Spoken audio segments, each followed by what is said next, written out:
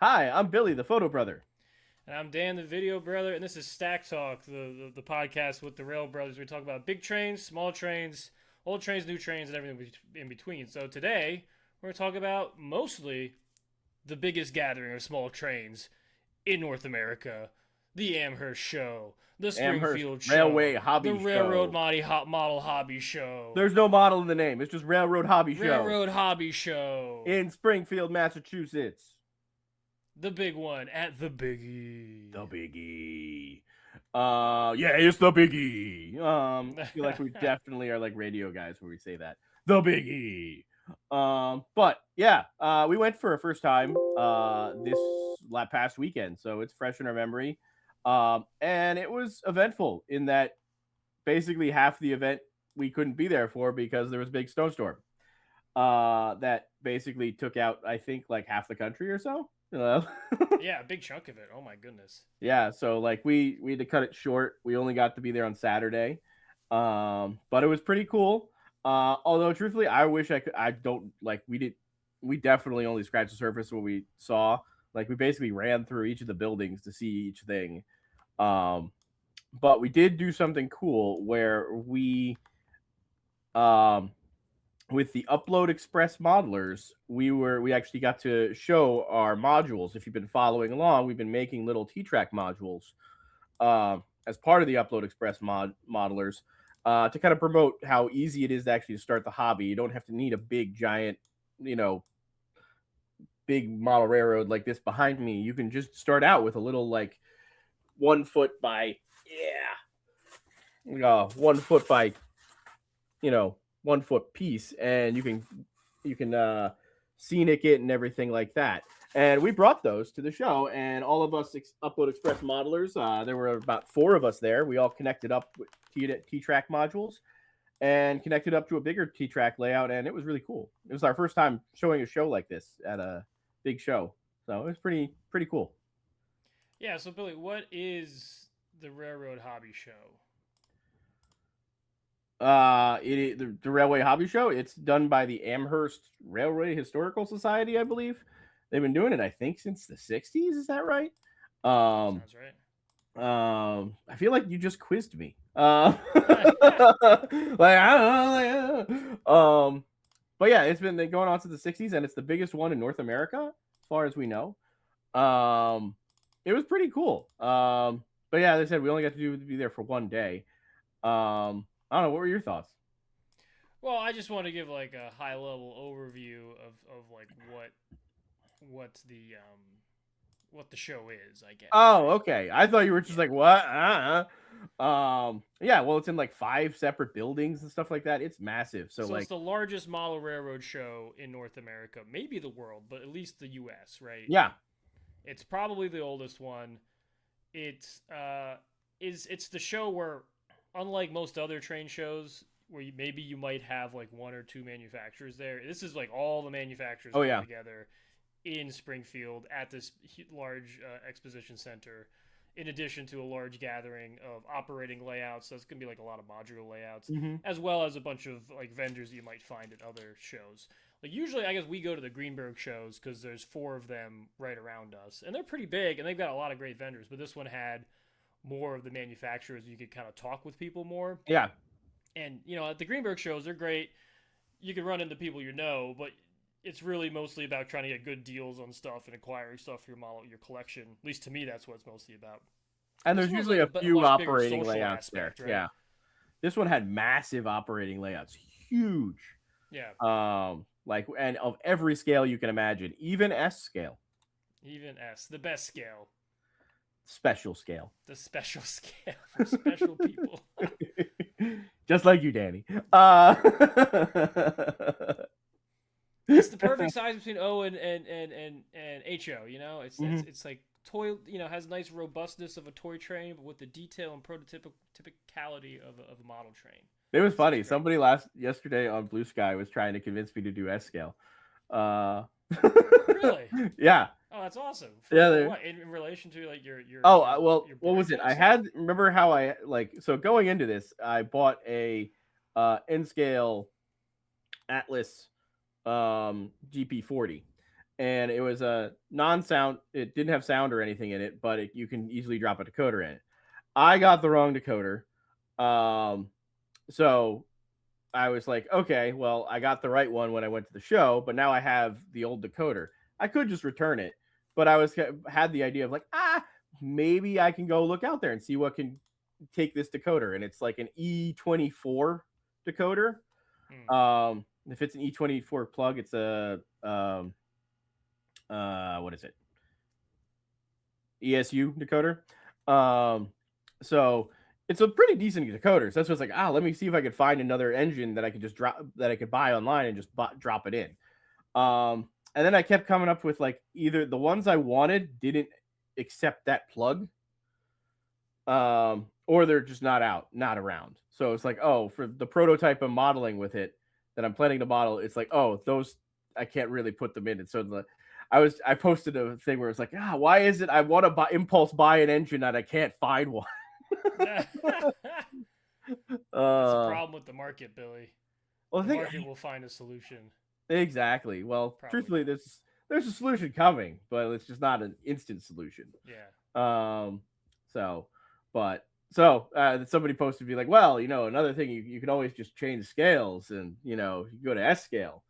And I was like, yeah, but I was like, well, this is actually because I am not changing scales, but adding another scale. S is best. Yeah, it's good. It's fine. It has some limitations of not having stuff. I guess so. Mm-hmm. Yeah, some things are difficult to find, like a Blue Comet set. Yeah, evidently produced. If we had one more, if we had one more day there, Danny, we would have been able to find that for you. That scale American Flyer Blue Comet set. Mm-hmm. I was hanging out in the corner somewhere, dusty. I was looking for it the whole freaking time. I could not find it. Well, you're better than me. I wasn't really looking for anything. I was like, yeah. So I guess so. This is the furthest that we've traveled for a train show by far, right? Like usually we're going maybe an hour and a half to a train show. Yeah. This we were traveling. We took a day off of work to go to the thing. Admittedly, we didn't. Of the people that have traveled to this show, we did not travel that far. We traveled about 4 hours away. Other people flew in from all the way on the other side of the country, then got stuck in a snowstorm for 2-3 days. Other people flew in from other countries. Yeah, so we definitely didn't like. It's not like we traveled the furthest, but this is the furthest we have traveled for a train show. Exactly. And so it's kind of a big deal for us. It was also our first time bringing a model to a train show, showing our models publicly, kind of showing the brand in a place that's not in front of 2102, generally speaking. Hey. I have done train shows, unlike some people who chickened out on doing them. Well, I guess I could do it now. Yeah. Bring your stuff to the Bordentown train show. I could bring it. We could. But no, like this was like for like a really a massive show audience. It was cool. But yeah, and like it was cool being part of like a whole group trying to. That were like a big massive model railroad layout that was there with the Northeast T-Track modelers. And I think like there's a big deal us bringing the model that far because yes, you have done a show. That show is like about 500 feet from your house. It is maybe 1,000. It is. It's like 5 blocks. 5 blocks. Yeah. Though that show's a big deal. I mean, people. The Bordentown show gets a lot of people going to it. Like people recognized you from that show at this show, right? There are a few people like, oh yeah, I was at the Bordentown show. I think more of I knew somebody. I saw the Southern Jersey T-Track people were there, and I went up and said hi to them because they also do that. So maybe we can get involved with them. Doing some of the. Since now we have some T-Track modules, right? Yeah. So a couple things. We brought T-Track modules. We made our own new merch. So I made like a hat, which didn't arrive until the day. It came back like. Yeah, let me see this stuff. Let me see. So you got a new hat.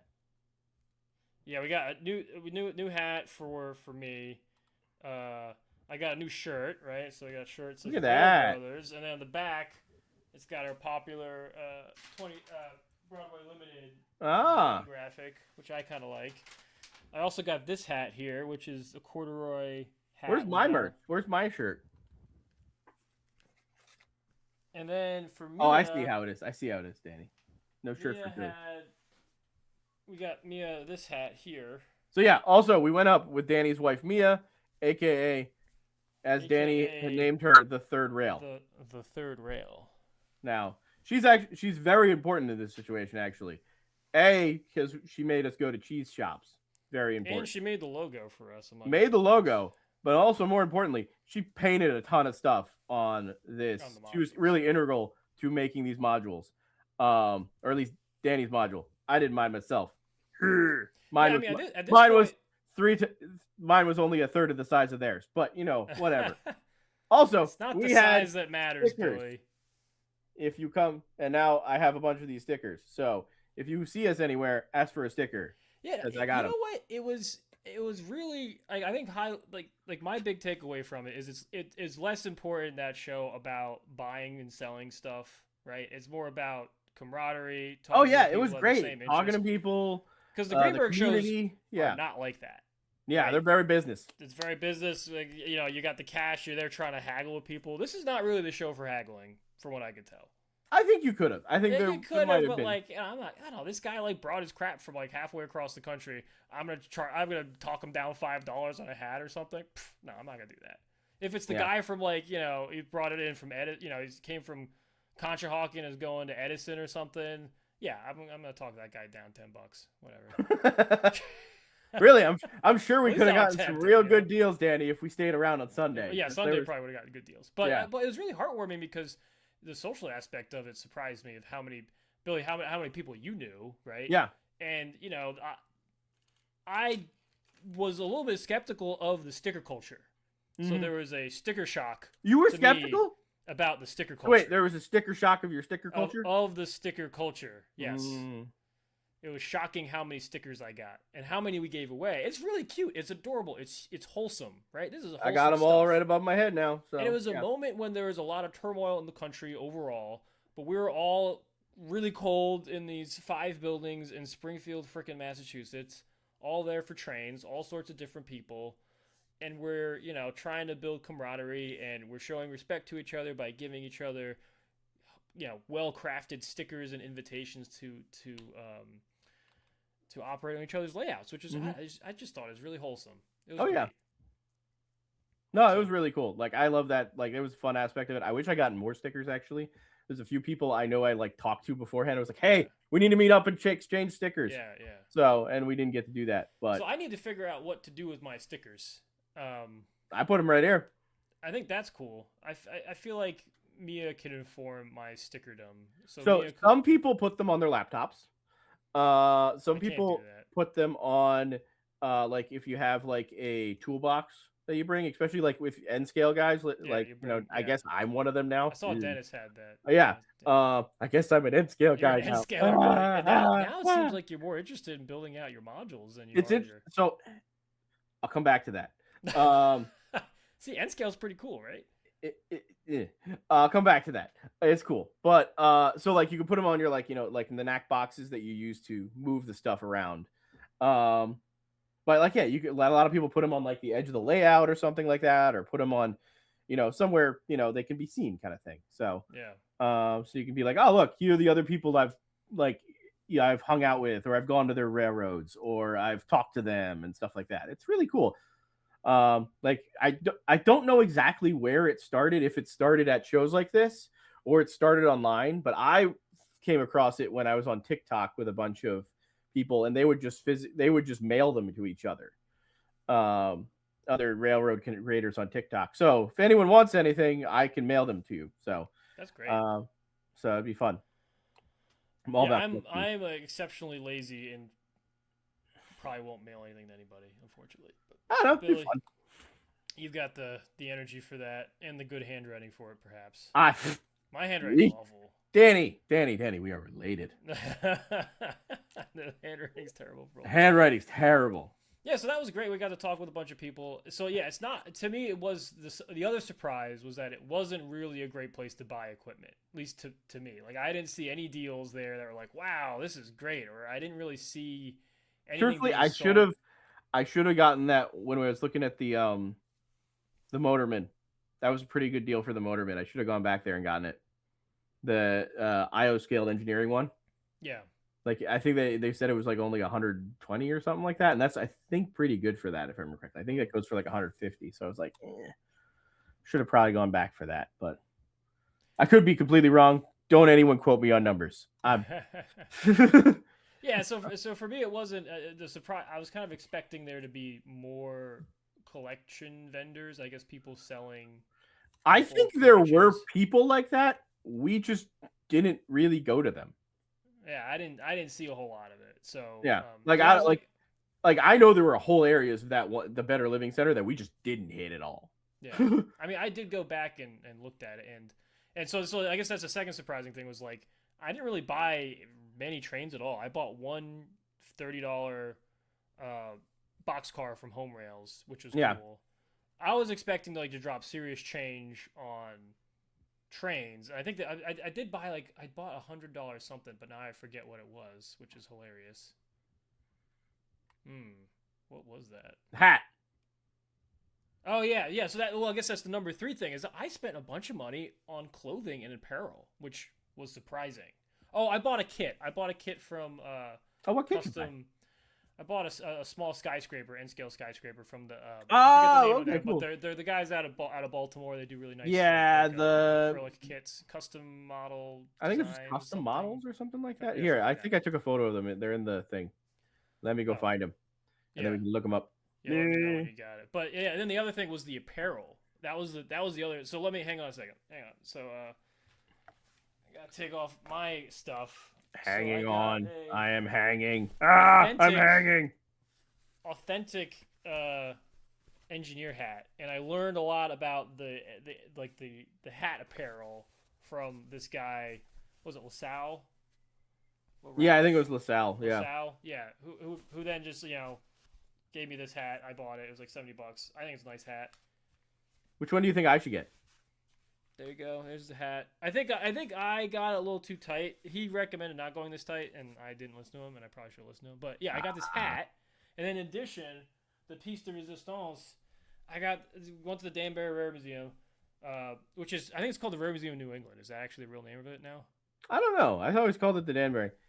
Did they change your name? It says Danbury Rare Museum on this thing. So I went to this, and they have this awesome freaking scarf for an Amtrak AEM7 in like Phase 3, and yeah, with the number of their AEM7, which is really cool. So Yeah, I guess that's the stuff I wasn't expecting was to buy apparel, but because I guess that's the thing. Like I've seen lots of great vendors for N scale trains. Like a lot of the same guys that show up at the Greenberg show also show up to this one because they're not that far apart if you're a vendor, like a regular vendor. Yeah. But some of those apparel guys, like they're like I think I don't know, he was from pretty far away. He was from Pennsylvania. Oh, he's from Pennsylvania. Okay, then. Either way, I've never seen him at the Greenberg shows. So no, but he's like I think from like yeah, he seems pretty legit with his stuff. Yeah. So you got to tell me which hat I need now from him. I don't know. You should ask him. He told me the whole history behind all the hats. I think this is like a 1950s style engineer hat. And so I guess the thing I didn't realize was that welder's hat was just a style of a hat, like a baseball cap. And you did not have to be a welder necessarily to wear the welder style hat. You could be an engineer or a fireman, et cetera, et cetera. And that the polka dots were just like that was like a cheap pattern that you could buy in that era. So it's not like it's not like if you had the polka dots that meant you were a welder. It's just that the welders tended to wear those polka dots because they weren't paid well. Got it. And they probably went through the hats because they would probably burn holes in the hat. And that the engineers and the firemen and the welders hung on to the cotton natural fiber hats longer because the early polyester baseball caps everyone else switched over to melted. Yes. Yep. So that's why they used these guys. Yeah, I know about that. I deal with fabrics. Yeah, so I thought that was pretty neat. So that was the third sort of takeaway. It was like things I was surprised about at the show. It was big, but I think everyone had told me it was going to be big. So that wasn't really that surprising. Yeah. And for how big it was, the whole operation was very seamless. Yeah, it seemed to be pretty good. Yeah. Like, I might have made an error and forgot our wristbands. And they were pretty good about just if I went up there and be like, "Hey, here's the receipt. Could you just give me the wristbands?" They were very nice about that because they did make fun of me a little bit, but I mean, I deserved it. Yeah. It's like, We nearly turned around, did a UER on a New Jersey Turnpike. it was like, we're like 40 minutes away. What do we do? I think in retrospect we made the right decisions. Oh, 100%. So, But yeah. but yeah, I've never been known to remember things ever. So yeah. But getting back to the N scale thing. So so here's the CMR. It's CMR, Custom Model Railroads. They make these big skyscrapers and stuff like that. They were really cool. Yeah, so I don't know if in this picture, but I bought kind of like one of the ones in like the bottom. It's actually a bottom video. there. Is this videoing for you? Yeah, it's video. Yeah. Yeah. Man, these things are so cool. So massive. Yeah, I bought one of the little guys. Why'd you buy a little one? Buy the big one. It's like an N scale skyscraper, but I didn't want to I've never put together one of these kits before. So wait a second. I'm looking at this. Is this the N scale version of this one? Yeah, exactly. So same building? They have the N scale one. So if you pause it right there, yeah. I'm like the one in the middle at the bottom. Like this one? It's either that one or the one to the left of it. Yeah. Got it. Cool. Which I thought was like a pretty, I didn't want to buy because a lot of those are like landmark buildings from cities that are not Philadelphia, and that's always a challenge with me because I do not only do I do like scale models. Is it supposed to be Philadelphia? It's not supposed to be Philadelphia, but I also don't want it to be Baltimore. I'm gonna tell you this, Danny. I know that you won't notice, but other people will notice. Like for example, I have a friend who Danny, a time lived in Baltimore and would definitely know if it's a Baltimore building or not. Your sample size is not great for that because it is all your friends are architects. Yeah, so that's just why I can't. That's just why I can't have like a landmark. Oh, you got the little Flood Express thing on there. Good job. Super landmark. Baltimore building, right? I want to have a Philadelphia building, if any landmark buildings. So what you got to do is bug them, be like, "Hey, make some Philadelphia ones." Well, or I'll just make one, right? Like I'm perfectly capable of making one. You have, in fact, made a skyscraper before. Yeah, that's what I'm saying. So like, if I'm gonna make a big skyscraper, you should do. Are you gonna paint? You should just paint that up and just put it right in the middle of your layout. I think that's a possibility. I think right now, I mean, I already have put up like the reject pieces. Yeah. So for those who don't know, Danny did a big he got a award last summer. I believe it was Best Young Architect in Philadelphia. It was just the Young Architect Award, the AIA Philadelphia Young Architect Award. Yeah. So and Danny had to do a big exposition, not a big but an exposition of his different things he's designed, and with that he 3D printed a bunch of his buildings in N scale deliberately so he can use them with his N scale trains. At least that's what I think. Including how many story skyscraper? I think it's 27-story skyscraper. 27-story skyscraper, a full minor league stadium, baseball stadium.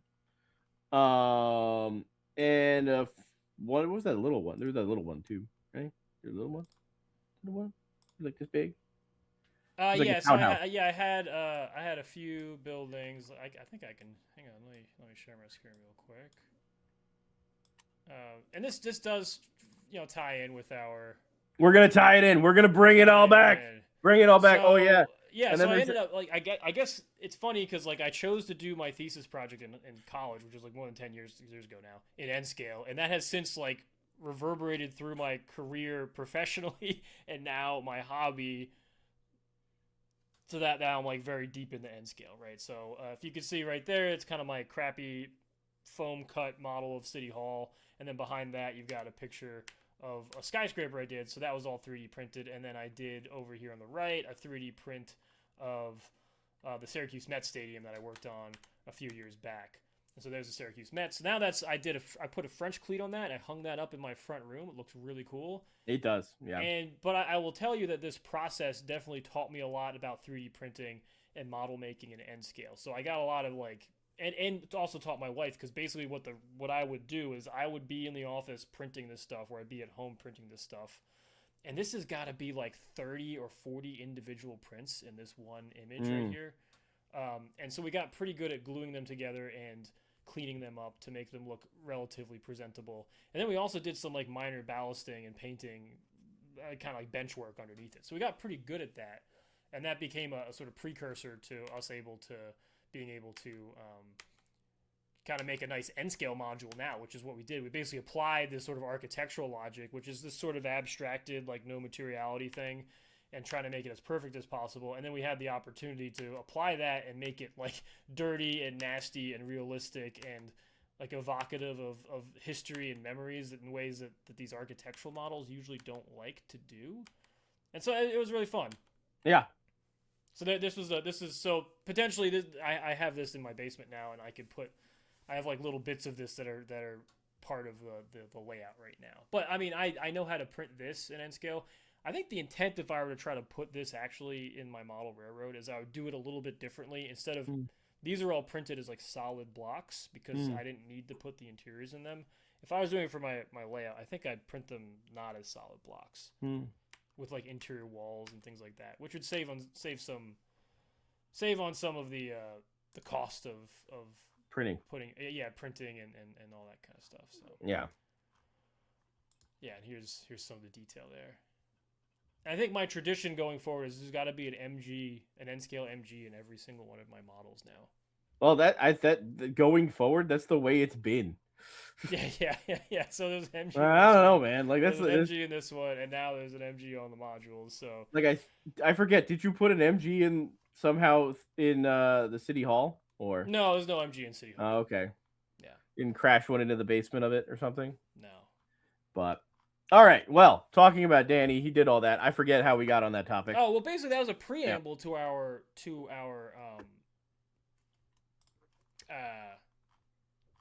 like our Upload modules, Express right? modules. Upload Express modules. Yeah. Upload Express. Upload Express. Sorry, Starlight Expressing. But yeah, so probably around a similar time about when Danny was working on this, we got asked to be part of the Upload Express modelers, which we kind of explained was a group of us that wanted to kind of promote, hey, it's easy to get started in model railroading. Let's make some content about how to do that. And what's an easy way of getting started in model railroading is to use these little T-Track modules, which can come they come in like basically 1 foot deep typically, and between and like at a standard size of like 1 foot wide, 2 feet wide, 3 foot wide ish. It's all in metric and based on the Cato Unitrack system. Danny, you might actually be able to explain this way better than I can. Yeah, so T-Track goes back to some Japanese standards, and is based on Cato Unitrack, as you said before. So has to be basically multiples of, I believe it's 110 millimeters for the width of the modules, and they need to be slightly the track needs to extend about 1 millimeter from each side, and that essentially gives you a module that can come in increments of that 110 millimeters as they get bigger and smaller. And the real differentiator of T-Track from a lot of the other modular standards is it doesn't require legs at all. It's designed to just sit on a table, which is, at least where my understanding is, where the T comes from for T-Track. It's like it's tabletop model railroading. So you don't need to bring your own legs, which is a real big pain in the butt, I might add. But yeah, it's designed to fit on a standard 2.5 foot wide folding table. And like by fit, I mean a full leg loop. Like you have the whole loop of it can fit on it. So it goes back and forth. Versus, having a bigger thing. Now it does mean a little bit tighter things, but it's N scale. So it's actually pretty easy that way. And it just clicks together. That's what I really find cool, is that it just goes click. And then you click. Yeah, it's a very satisfying little click. click. And then you can connect some wires, but they don't need to all be wired together. They're just, every once in a while you need a wire coming from it for power. So it's actually it's really cool that way to me. And truthfully, it makes it so I think there's a lot of like artistic value in it, in that like you can just model a scene like we did, but like you can do just like, hey, I want to do this scene, and then I want to do something completely different with the next ones, and it's completely fine. It doesn't need to be cohesive in any way. It can be if you want, but it doesn't need to. And then it's also really easy to bring places. So like, as I said, we brought this up to Massachusetts. We can easily break it apart. Like I bought when we started talking about this, my wife is even interested in making some of these. Not from a train aspect, but she likes, maybe making like a little scene, which is kind of cool. And I was like, I'll put tracks on it and I'll run trains past it. It's fine. Yeah. It's basically what my mom, like what we did when we were kids, when my mom set up a Playmobil dollhouse and we just put trains around it. My mom still talks about that. But so I bought a full loop of these. So it's a set from, and we got them from Klondike. He makes them. They're laser cut kits. So you just put them together. You don't even need any kind of tools at all. You just need tape and wood glue. Actually, you might need a Allen key that we all have from building IKEA stuff to put on the little legs to so that you can level them. But it makes it a really easy and then to put them together and everything like that. So pretty neat. And I bought a whole little loop set from him, and then I keep buying more and more because, as Danny said, I kind of got a little bit. I like this a lot. Then and the funny thing is, I've been thinking about it. I like the scenery aspect of this more than the trains aspect of it in N scale. Like in HO, I'm about the trains, N scale, as I was saying before, I was trying to find a train to go with, and I was like, I don't know. Do I really want to buy one of these? It was weird. I was like, I don't feel the emotional attachment to the trains in it as much, which is weird to me. I have emotional attachment to the scenery, which is interesting because I designed my HO layout to be less scenery and more just like flats. So it's an interesting thing my brain is going through right now with it. So, and it's cool because it's like, oh, I can explore different kind of areas of scenery with it. So, but as I said, I think it also is just like I have a very set prototype I'm working on right now. So I'm like, do I really need to buy something that's completely out of prototype? So. Yeah, and I guess for me the interesting N scale versus HO is that N scale is much more about big picture scenery and trains, and not really about the detail. You're about a town. You're not about a moment in the town, for example. You say that. You had some good moments in here. Yeah, why don't you flip through some of this? So I added some more pictures into. I've got the floor plan or the preliminary plan we put together. Do we want to go one of the ones I really liked was this one here, where this is under the bridge. I don't know if you're showing up, but showing up, yeah. And then over here you got 4 little guys. And the fun part is that so I think we need to step back a little bit before we go crazy with this. Actually, we need to explain a little bit more. Yeah, so explaining this for this.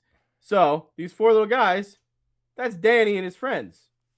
They made a band and they took a photo down here for one of their band album covers under this bridge. So that's the music we use for the intro. Exactly. So don't take photographs on tracks, kids. But yeah, but that's this little scene you put in there. So I think that kind of alludes to what did we actually do? So how did we come to modeling this, and what is it? You mentioned it was part of the Upload Express modelers. So me and Billy grew up in Hopewell, New Jersey, right? Our dad was at the shore. Our mom lived in Hopewell. Our aunt lived in Hopewell. We had a bunch of family in Hopewell. So we moved to Hopewell. Our grandma lived in Hopewell. And we already liked trains before we moved to Hopewell. And we just happened to move into our apartment, which was directly across the street from the train station in Hopewell, which is that kind of brick structure you can see in the middle. And the Hopewell train station is one of the finest examples of Victorian architecture, of Victorian railroad architecture, really anywhere. It's a really great example of like a Second Empire style sort of Carpenter Gothic and eclectic Victorianism. So it was built in the 1870s when they built the line, the Delaware and Bound Brook. And it's just a really great example of this eclectic Victorian architecture that had an impact on me. Now I'm an architect, but I think also on all of us in our appreciation of trains, but also just our appreciation of the hometown we were in. And so the train station is a big part of the identity of the town, where when you enter the town, like the sign that says entering Hopewell has like a metal cutout of the train station. So that's how sort of emblematic this train station is of the town. And it's a pretty, yeah, it's a beautiful structure, and it made an impact on us. And then in addition to that, it made an impact on, you know, the whole town, as I said before. So we were able to actually model this scene that was significant to us, but also surprisingly to a bunch of other people that we didn't think about. So those buildings in the back, we grew up in one of those apartment buildings, and you know, I actually put in my mom on the porch with her dog, and then, you know, I used to, after the trains stopped running into Hopewell, and it was only freight trains, you know, the train station got renovated beautifully in the late 90s, and became a community center, and I would practice violin, and we'd have orchestra practice inside the community center. And then later on, when I was a teenager, my band rented out the whole area and threw a big show with a bunch of different bands. Like, it was almost like a little mini music festival. Our grandma worked at the tomato factory, which used to be a tomato factory but is now a antique dealership, and she also lived down the street from us. And then our aunt lived in town. All my first crushes all lived up one of the cross streets there. So yeah, it's a lot of memories. And I guess maybe that was the surprising thing for us, and maybe for me, is that, you know, for a model railroader, I'm not that old. You know, we're in our 30s. Mm. A lot of model railroaders are, you know, in their 60s or something. And so that, you know, that's a logical thing for someone in their 60s to do, is to kind of tap into these like elemental memories that they have from their childhood and their formative years. Whereas for us, that's not like that long ago. Like, it's a long time ago, but it's not that long ago. And so I didn't expect necessarily for that to come out here, but it did. Yeah, so we drew from a lot of memories here. And then when we posted this online, the surprising thing was just how many people from our childhood started commenting and responding positively to this module, which I just, you know, when I started doing it, it was more of an ego thing. It wasn't really like this emotional module that I was doing. It was doing it as like an intellectual exercise, because I've always wanted to model the train station. Yeah. Right? Well, actually, the fun thing is, what was it? Like, we have a train-a-thon coming up soon, hopefully, in a couple weeks. But last year's train-a-thon is actually where I think we kind of reignited the idea of this. Oh, is that right? Yeah, remember we were talking about layouts that got away. Oh. And we were talking about Hopewell. Yeah, and so also, apparently, I made a track plan for somebody online, and Danny got mad about it. Yeah.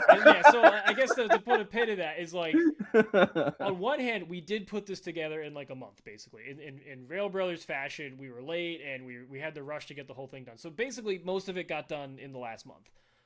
But the longer answer is that I've been wanting to model the Hopewell train station in some scale. Like, I think it was usually going to be an HO, because that's what I thought I'd be modeling in. But like, I had gone in 2007, is that right? And taken pictures. Yeah, so I had to dig through old photos of that were on our cameras, and I found Danny took photos of the train station and actually a bunch of the other buildings in the area, and the bridge, which has since been demolished and replaced with a newer structure.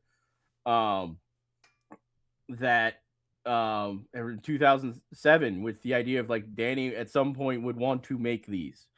Would make these in some way, shape, or form, and you were actually able to use the textures from that to make the train station, right? Yeah. So basically, those textures are from those 2007 images for the train station. So literally, it is exactly modeling 2007. Now, the reality of it is, I actually went and like weathered them a little bit in Photoshop to make them look a little grungier, because I didn't necessarily want it to look as pristine as it looked back then. But then, yeah, so really, in a way, like, that model in particular has been 20 years in the making, which is wild.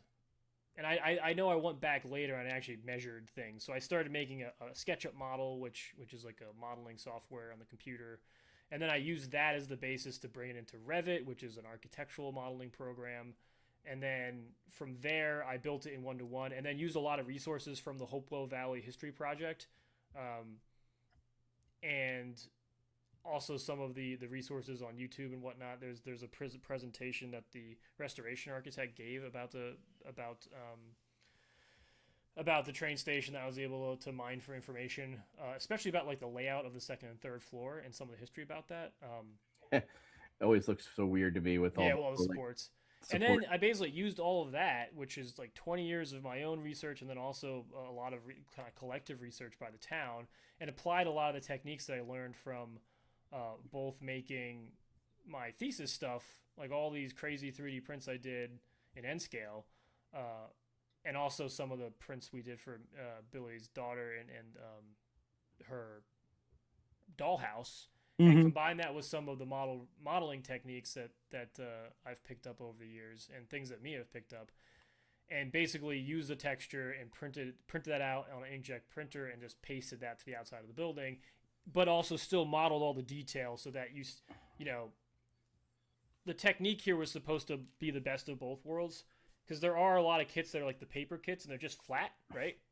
And they Hmm. have beautiful textures on them, but a lot of times they're just kind of like a flat kit, so there's not a lot of detail Yeah, with cornices and things like that. And then the totally other end of the spectrum are like your injection mold models that can get really detailed in the brickwork, right? And you can actually get into the bricks and put the mortar in there, which can look really good, but it's kind of beyond the easy filament technology that I have available to especially in N me, scale. especially in N scale. And I think that looking at, have you ever watched? Oh gosh, what's his name? He does card stuff in N scale. I always talk about him. Oh my gosh, why can't I? N scale card stock modeling, and he's British. Clickety, Oh my clickety, clickety. gosh. Oh, it's just such good stuff. You gotta Uh, plug people right, Danny. Come on. Gotta restart the podcast. Chandwell. Oh, Mm. Chandwell. It's so good. But basically, the guy Chandwell basically, Hello, welcome to Chandwell. It's been 4 years yeah, since I first introduced Chandwell. So today, he takes cardstock and puts just printed textures on them and layers them up to get the detail, kind of Mm. the ins and outs of buildings, and they look fantastic. And so That makes basically, sense. what this is allowing me to do is bring a higher level of detail, leverage the 3D printing for what it's good at, which is kind of like the medium scale details, not the Mhm. really fine details, but the medium scale details. Let the inkjet printer do the fine textures, and then paint the rest of the details that don't necessarily have fine textures. Mm. I think it looked really good, Danny. Yeah. So like, it's like, yeah, like it's. I was truthfully like when I saw it, I was like, wow, that's kind of amazing. Like, really. Yeah, and Mia was the one that ended up painting all of that and kind of putting it together. Woo, Mia. Woo. And she did a freaking awesome job. Like I wouldn't have been able to do it by myself. So, Like, oh, there's still one. Oh, I kept the photo. There was one photo of you without a shirt on in there. Oh no. uh-oh. Oh You no. guys see my pepperoni pizzas? Yeah, we'll see. But yeah, like man, that detail looks so good on it. So I'm like, I'm truthfully really impressed with it. But yeah, and like you went through, you had it. So like, there's the train station. There's let's see, where's the chocolate factory? Chocolate factory is also another one you did really well. See, I think I took photos of it later on in the day. Whee!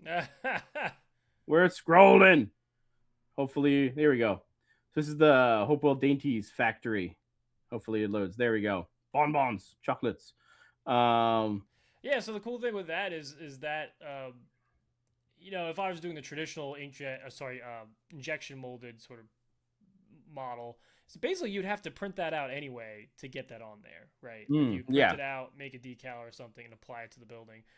This just like you combine it all together. So I was able to take imagery that both we had taken and were from Google Maps and publicly available images of the building, scale that to my model I had of the building, and then was able to take historic images from the Hopewell History Project and overlay the historic advertisement on top of that, and just print that all out at once, and then weather it as well, to give it the look that it came out with there. And I thought it was pretty successful. It does. It looks. In addition to that, we actually modeled interiors for a lot of these buildings, almost all of them, and then put similar textures on the inside of the models.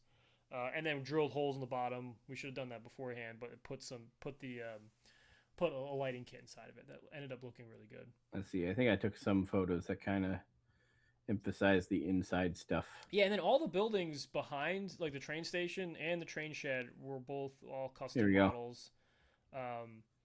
that's the Fancy Threads building, and we put a little interior in there, and that's same thing. So that one's just 3D printed and painted, which I think for the the background buildings we didn't necessarily want them to pop out as much with the texture, but you can see even with just the FDM, the filament printing, you can get some really good details for like shiplap and whatnot. Yeah. I like the little like details you see through the thing. You see, this is Chubby's Luncheonette. Yep. That's really good. Really cool. So here's like an overview of the module. Oh, let me get one with my full thing in there. There we go. There it is. Yeah, so there's the module. I did this little part here. Danny did all that. Danny and Mia did all that. So it's a. There should be, if you go all the way to the beginning, there should be a. So like, yeah. So you can kind of see. So we did this as like an idealized Hopewell, really. So like. We did it so it had the maximum trackage at the time. So it had 4 tracks going through it at the time. And it had this fun little funky frog thing here with the team tracks. This is a team track here, and this actually went to a coal dump on this side, but we in the time frame we didn't really have a way to model that well. So I might go back and do that at some point, but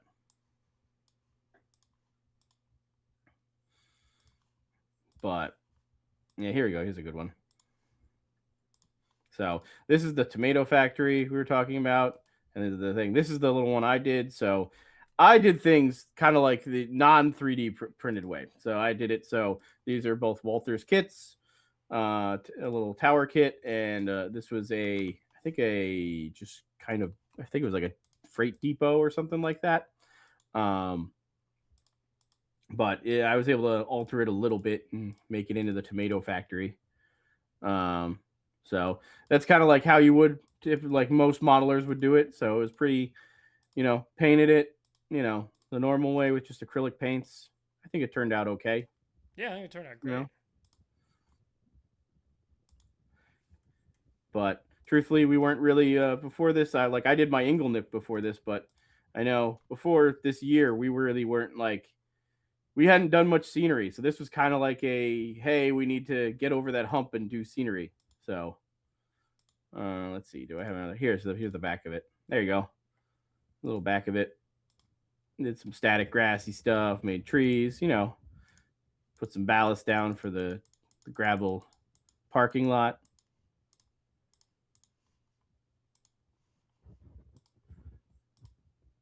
Yeah, it looks really good. Thank you. I think that was the somewhat liberating thing about N scale is that you don't have to necessarily sweat it as much because it's so small that you really just need to get the big picture right? You say that. Talk to Dennis. See what he says about that. I guess that's true. I don't know. I N scale train boy. Yeah, he can make this stuff like the detail on it really pop, and it's amazing seeing him do it. And you certainly can do it, but I just like that in this scale, it's to me, I enjoyed crafting the overall atmosphere of it as opposed to like going super deep. I mean, I did go super deep into the train station, so I can't really say. Yeah, I'm like Danny. Come on, I don't know.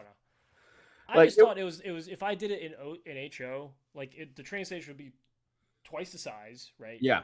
It would require twice as much effort. I would probably have to like model every single brick individually.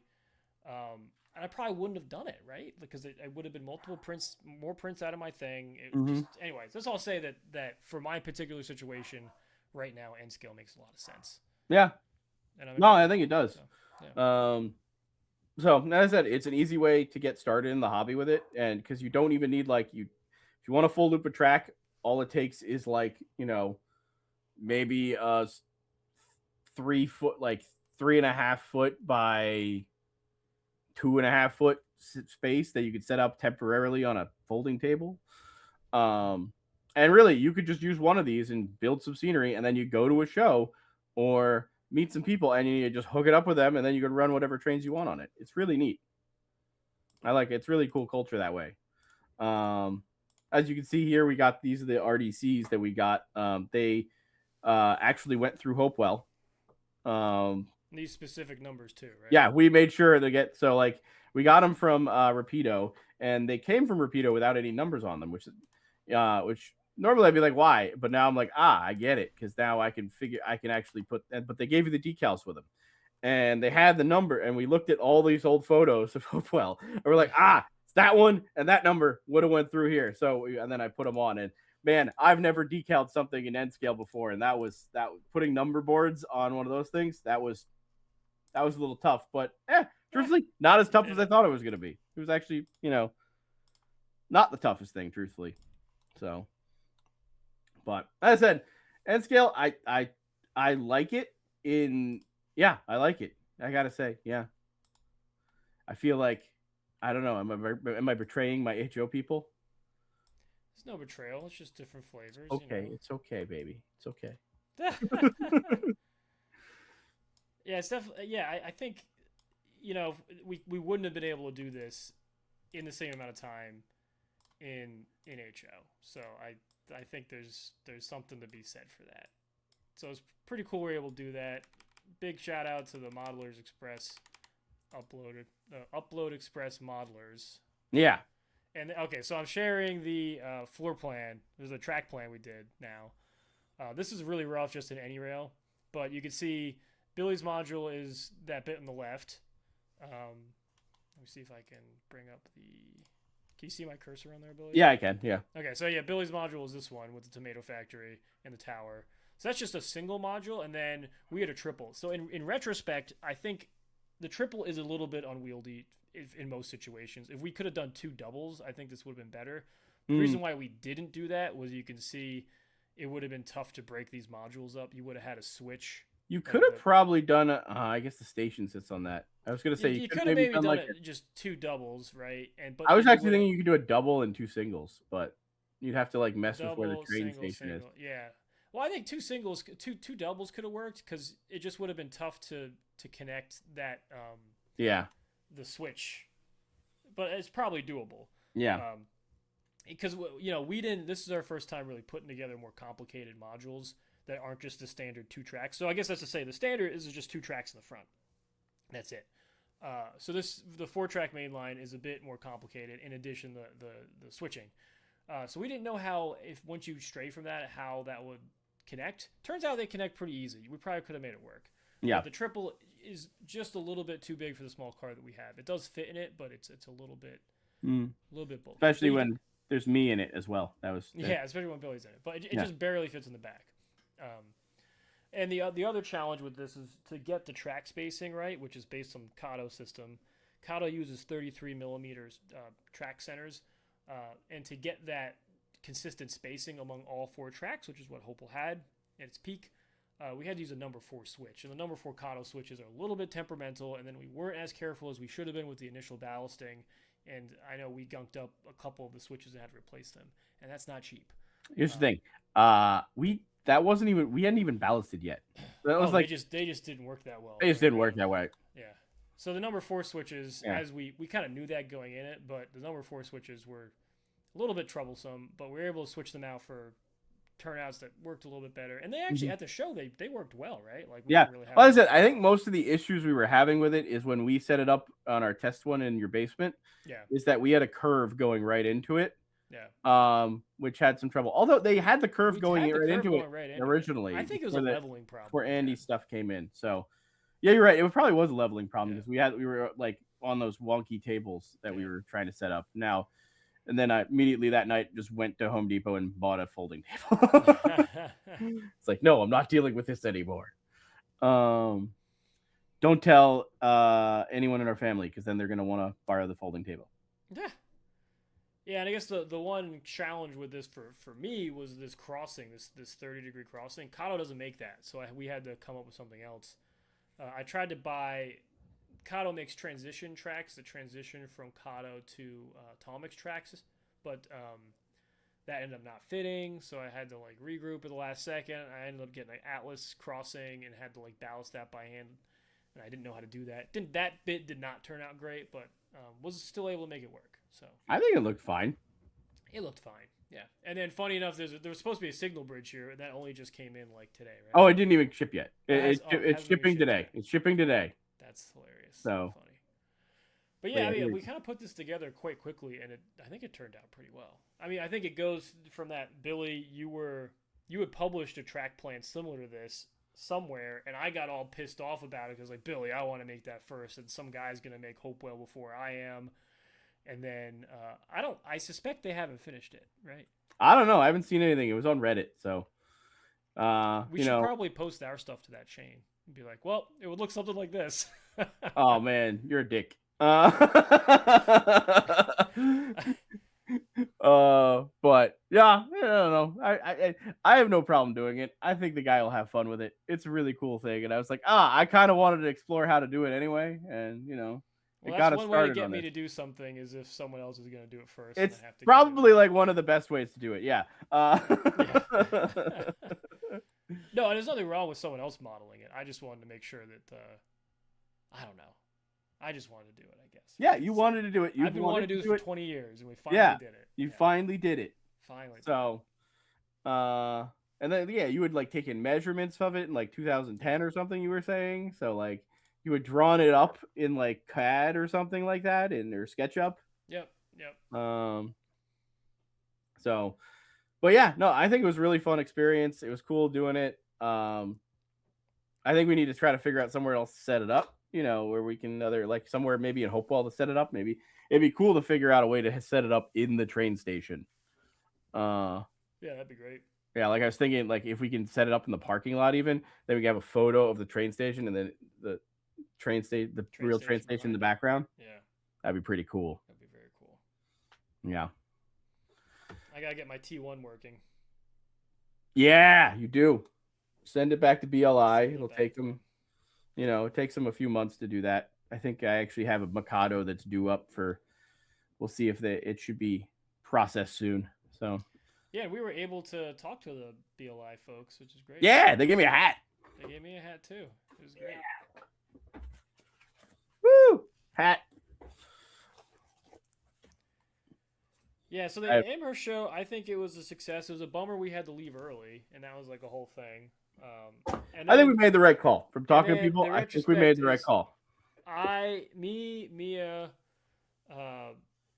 Eddie from Model Train People, and his son all got sick. So we got the Amherst crud as he the con crud. Yeah. I do wonder if a certain other Real Brothers somehow infected all of us, but we'll see. No. Hey, I had antibiotics. I should have been fine. That's what they said. So that's what they said. Hey, I had that cough since like beginning of January. Well, maybe they were like something else in addition to the cough. Truthfully, I kind of think it might be that. That's probably that. Yeah, it's possible, but I also heard that Dennis had something, so I'm like, maybe it's all Dennis. Let's blame Dennis. It's all. There Dennis. We go. You blame it. But then, like, there's another person I was talking to online that's like, oh no, the person they were driving with had COVID. Everyone had. We tested. We don't think it's COVID, but But I've been a little under the weather for a little bit. So I guess I would say, like, maybe if you go, maybe you should wear a mask. I saw a couple people. The guy from the Pixel Depot, I think I saw, he was all masked up. Which,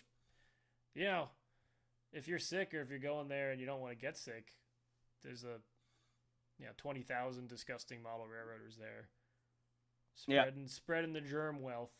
It's true. Yeah, it was a good show. Do you think we're gonna try to go next year? I want to do it. Yeah. And then hopefully we can. I don't know. Do we build more modules and bring them up? Do we bring different ones? That's another episode. So you could catch us. We'll have a live episode. On was it the 20th? Let me see here.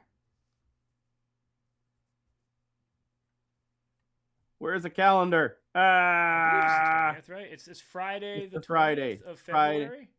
Yeah, Friday the 20th, and then the 21st. Of February. So the Friday the 20th, I think we're gonna try and do a live podcast at 10 p.m. Yep. And then on the 21st at 11 a.m. we're gonna do something. We haven't quite figured it out yet. We might do like a little op session thing or something like that. Thing. Yeah. Some kind of live stream. Either that episode or the one after that, we'll debut our sort of concept for March, which is Union Station Madness. Yeah, Union Station Madness. So we're gonna have brackets of all the Union stations, and they're gonna duke it out. Yeah. Figure it out. So Figure out which one is the best Union station. pick your favorite Union station. Bet on them. Send hate mail to your least favorite one. Yeah. So it'll be fun. It'll be good. Union Station Face Off. Union Station Madness. But that'll be a lot of fun. Cool. Yeah. I don't know. Anything else? No, I mean, I guess I'll say that, go to our website. We've got links to our Facebook, to our railbrothers.net. I redid the whole railbrothers.net. website last month. It is usable. Yeah, usable. Usable. Yeah, we've got our Instagram, right? You can see all of our good stuff on Instagram. We've got a Facebook. Hey, there's my face. We got all sorts of other stuff. In addition to that, we have our Etsy store, which also has great stuff, and we're starting to ship people bulk products, which is pretty exciting. And so if you have a store or something, you want some of our products, we sell a lot of hats that deal with railroad logos and trolley logos. If you want to buy bulk stuff for your store, you can order that from us as well. Or if you have any ideas for products that you'd like us to make, or really for me to make, I could do that as well. I don't do it. I just am like, yeah, you can do that. Yeah, it's cool. So we hope to see you the 20th. Yeah. Look at all of our stuff, like and subscribe. Also, And if you want a sticker message, we'll mail it anywhere in the U.S. So, Billy will mail it anywhere. I'll mail it. It'll I'm be not good. mailing shit. That's all, Billy. You cursed. Uh-oh. Well, You're gonna bleep it. You're gonna I'm choo not choo bleeping it. I think You're not gonna choo choo it. I think saying poop on the internet's okay. Yeah, but you didn't say Just poop. no fornication. You did say poop. I didn't say poop. I didn't curse the whole episode, and then you did it. I'm so proud of you, Billy. Oh my goodness. All right, on that, we'll see you on the 20th. Maybe we'll put out a podcast before then. Ha! Probably not. I don't even. Is this gonna be up before then? Nobody knows. Nobody knows. We'll see. All right. Cool. See you guys. Have a good night. Have a what is it? What is our scratch phrase? Oh, Billy, you don't remember? We'll see you down the line. Yeah. Down the line. Oh my goodness. We haven't done the podcast in a while. No. Okay. All right. Have a good night, y'all. Have a good night.